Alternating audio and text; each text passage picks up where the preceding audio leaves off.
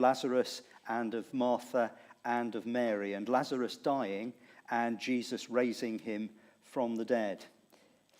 And as a chapter, it's dominated by Jesus' statement, I am the resurrection and the life. You'll know by now, because you've been working through John's Gospel, that the Gospel is built around 7 I am sayings, each of which is within a longer discourse, and 7 miracles, which John refers to as signs.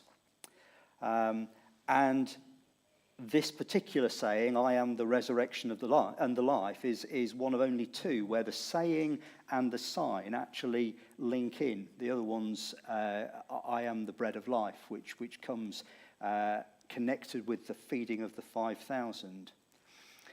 And for what it's worth, it's also the only one that doesn't have a direct, or a fairly direct at least, reference back to the Old Testament claims of God.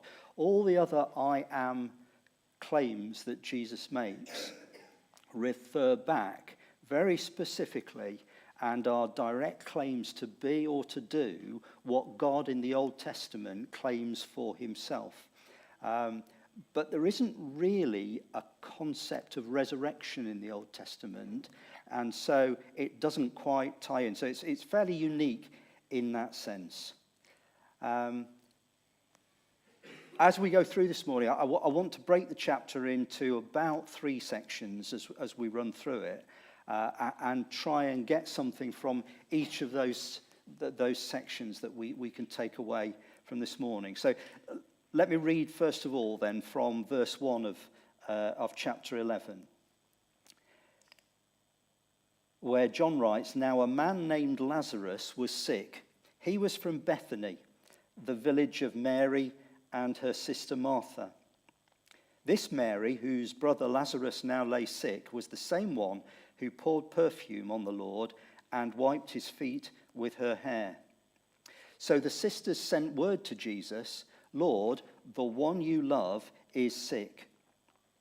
When he heard this, Jesus said, This sickness will not end in death. No, it's for God's glory, so that God's Son may be glorified through it. Jesus loved Martha and her sister and Lazarus. Yet when he heard that Lazarus was sick, he stayed there. He stayed there where he was for 2 more days. Then he said to his disciples, Let us go back to Judea. But Rabbi, they said, a short while ago the Jews tried to stone you, and yet you're going back there. Verse 11, after he'd said this, he went on to tell them, Our friend Lazarus has fallen asleep, but I'm going there to wake him up. His disciples replied, Lord, if he sleeps, he'll get better. Jesus had been speaking of his death, but his disciples thought he meant natural sleep. So he told them plainly, Lazarus is dead, and for your sake, I'm glad I was not there, so that you may believe. But let's go to him. If I had a title for this section, it would be The Bigger Picture. It's actually the first point in the gospel that we meet Lazarus and Mary and Martha. And the story that John refers to here at the beginning actually comes next. It's not already happened, it comes next. But obviously, what is said there implies that there's a long-standing relationship and a close relationship between them. Jesus knew Mary and Martha and Lazarus very well, and they were friends, and they were very good friends. And yet, Jesus seems to behave quite bizarrely in the response to hearing the news.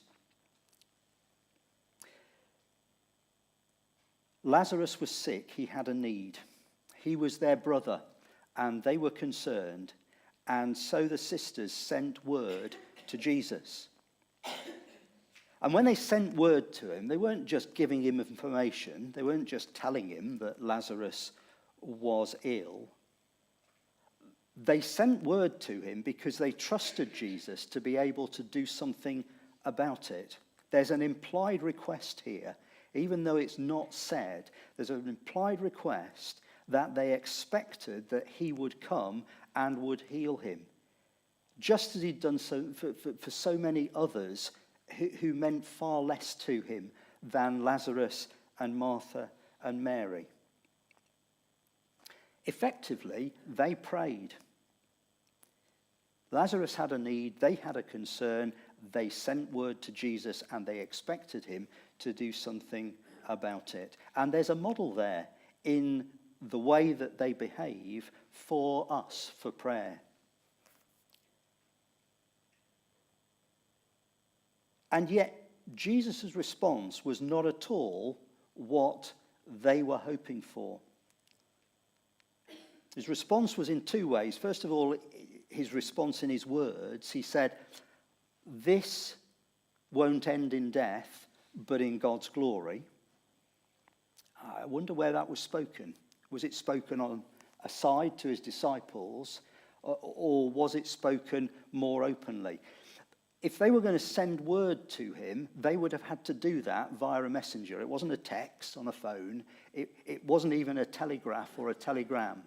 It would have been a messenger going to speak, and he would have stood in front of Jesus, and he would have told him what was going on back in Bethany. And I think this is part of Jesus' response to that messenger to take back to Mary and to Martha.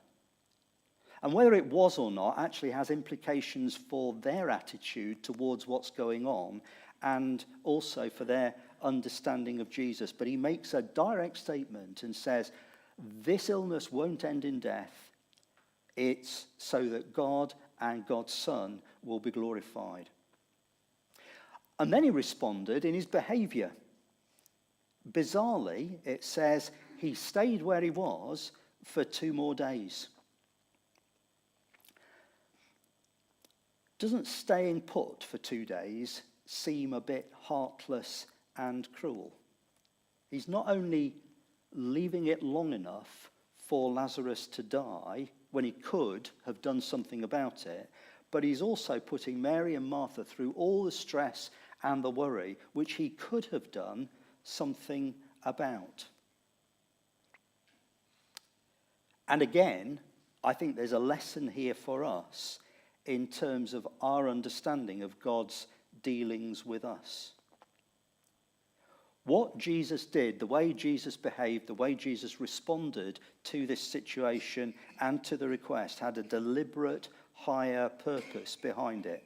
Jesus knows exactly what was going to take place. And again, you will have seen this working through John's Gospel, that one of the things that John presents of Jesus is that he has a perfect sense of timing within the will of God. And he knows what he's doing, and he's very deliberate about the things that he does and he doesn't. And this is just another instance of that perfect sense of timing. And he says, what I'm doing and the way I'm behaving and the circumstances that we're all going through have a purpose. And it's a twofold purpose. He says, part of the purpose is this. It's for God's glory, so that God's Son, me, may be glorified through it. And that, again, is something that you'll have seen going through the Gospel of John, that the miracles, what John calls the signs, reveal Jesus' glory. It's stated quite clearly in chapter 2, where the first miracle appears. They point to who Jesus is, and they reveal aspects of his character, of who and what he is, and what his purpose is on earth.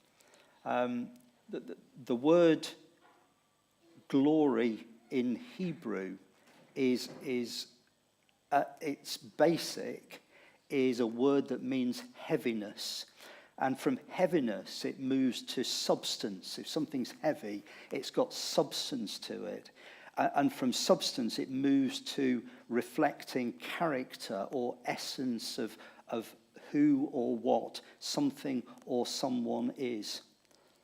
And if you go back into Exodus in the Old Testament, and you go back and you read in chapter 33 and 34 there of the story of Moses discoursing with God. And at one point, Moses says to God, "Show me your glory." And God's response is to come down and to meet him in a cloud on a mountain and to proclaim his name.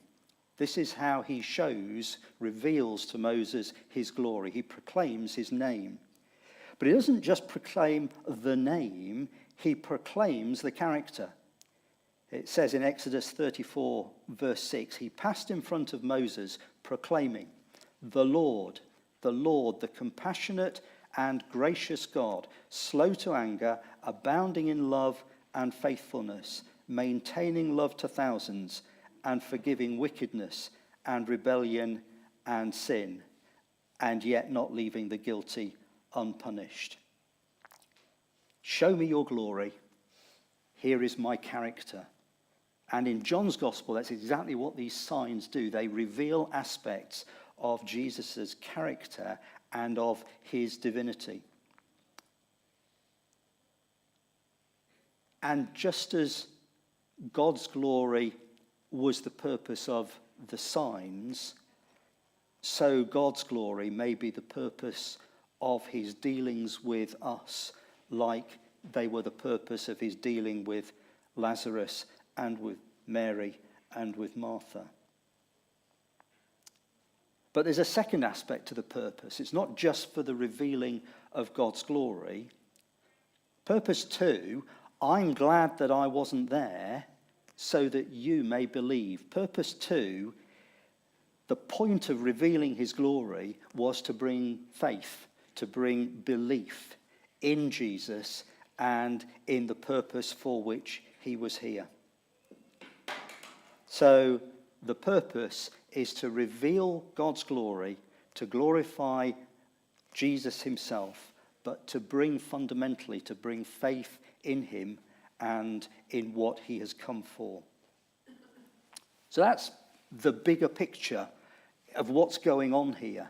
It's not just the episode as it affects Lazarus and Martha and Mary. There's more going on because God is at work in what is happening here. And in just the same way, God can be at work in the circumstances of our lives and the way he is involved in what is going on with us. Secondly, look at Martha and Mary and the way that they were. If we go to verse 20, and we read from there, when Martha heard, Jesus has now arrived or is on his way to Bethany and quite close. When Martha heard that Jesus was coming, she went out to meet him, but Mary stayed at home. Lord, Martha said to Jesus, if you had been here, my brother would not have died. But I know that even now God will give you whatever you ask. Jesus said to her, your brother will rise again. Martha said, I know he'll rise again in the resurrection at the last day. And Jesus said to her, and here is the claim. Jesus said, I am the resurrection and the life. He who believes in me will live even though he dies. And whoever lives and believes in me will never die. Do you believe this? Yes, Lord, she told him. I believe that you are the Christ, the Son of God, who was to come into the world. And after she'd said this, she went back and called her sister Mary aside and said, the teacher's here and is asking for you. Verse 32, when Mary reached the place where Jesus was and saw him, she fell at his feet and said, Lord, if you'd been here, my brother would not have died. And And when Jesus saw her weeping, and the Jews who'd come along with her also weeping, he was deeply moved in spirit and troubled. "Where have you laid him?" he asked. "Come and see, Lord," they replied. Jesus wept, and then the Jews said, "See how he loved him." But some of them said, "Couldn't he who opened the eyes of the blind man have kept this man from dying?" If you had been here, my brother would not have died. I imagine that's what the two sisters had said to one another time and time again over the past 4 days or so. And both of them say it to Jesus when they meet him. And those who are with them, a similar sort of response. Couldn't he who made the blind man see have kept this man from dying? Now, I don't know whether they were genuine in what they said or whether that was a malevolent sort of having a go at Jesus or what. But they also must have been voicing the feelings of Mary and Martha too. Couldn't Jesus, who was so much our friend, have dealt differently with the circumstances? Couldn't he have kept Lazarus from dying? And if you read through all of this, they appear, Mary and Martha particularly, appear very mixed up in their response to the situation. They believed that Jesus could have healed Lazarus. While he's still alive, they believe that Jesus can heal Lazarus. And yet it seems their faith almost stops once he's dead. And the focus moves to resurrection at the end of time. And yet, Martha's response to Jesus in verse 22, "I know that even now God will give you whatever you ask." But then further on, when Jesus says, "Take the stone away," the very same Martha is saying, "Lord, it stinks. He's been in there for 4 days." There's this whole mixed reaction to what is going on. There's a thread of belief and of faith. There's a thread of disappointment. There's a lack of belief. There's a lack of understanding. They are totally mixed up in what is going on. That reference to future resurrection was a kind of conventional consolation that professional mourners would have used to the relatives of somebody who had died. Not dissimilar today. If you are at a funeral service, there's a lot of talk about resurrection at the end of time. But Jesus says, "I am the resurrection and the life." That's not just a conventional consolation. That's a messianic claim. It's a claim to be Messiah. There was an expectation that when Messiah came, it would be accompanied by a time of the dead rising. And for Jesus to associate himself that closely with that belief was a claim to be Messiah. It was also an outrageous claim. "I am the resurrection and the life." And yet it wasn't really a new claim. Back in chapter 10, probably looked at it last week. "I give my sheep eternal life, and they will never perish." So the thought is out there. Jesus has already talked about it. "He who believes in me will not die."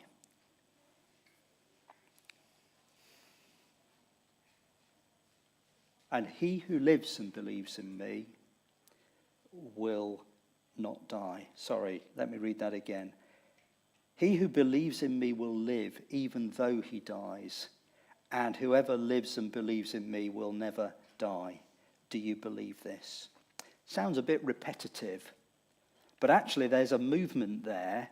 A movement from spiritual life and physical death to physical life and spiritual death. He who believes in me will live, will have spiritual life, even though he dies physical death. And he who lives and believes in me, spiritual life, will never die, will never suffer spiritual death. And that statement is the focal point of the chapter. It's not the raising of Lazarus that's the focal point. It's the claim that Jesus makes. It's the saying, not the miracle or the sign, although the sign bears out the claim. It's the fact that Jesus can deliver on something which adds the weight to the claim that he makes.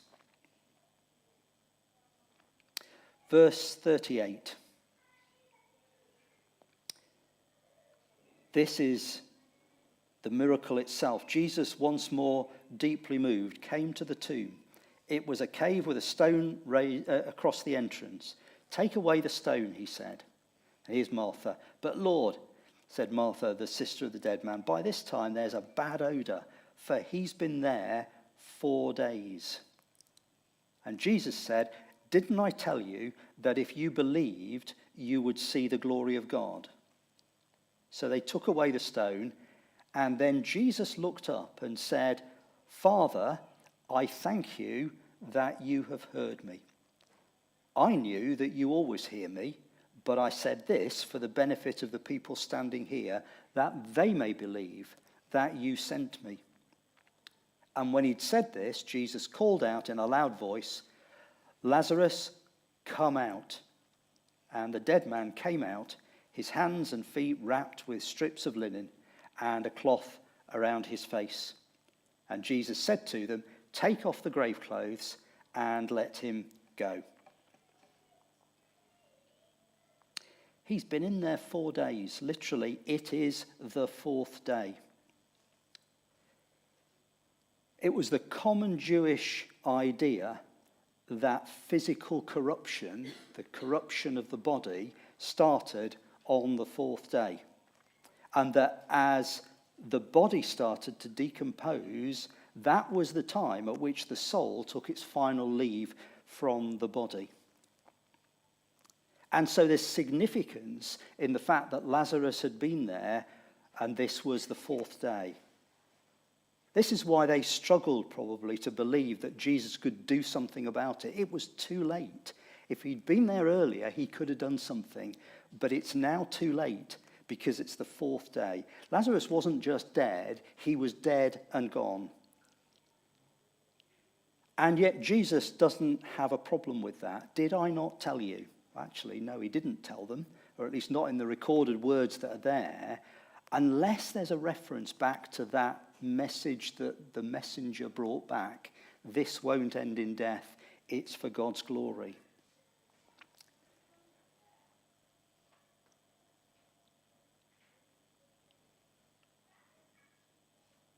I thank you, Father, that you've heard me. There's something going on here which the others can't see. And I guess he said that aloud so that other people could hear. I'm saying this so that you people standing around will realize that God is at work in what's going on here. Again, the only other time that Jesus prays like that in John's Gospel is back at the feeding of the 5,000, but that's a sort of a grace before a meal. It's a slightly different situation. And then in a loud voice, he says, "Lazarus, come out." And I don't think that is so that Lazarus can hear him.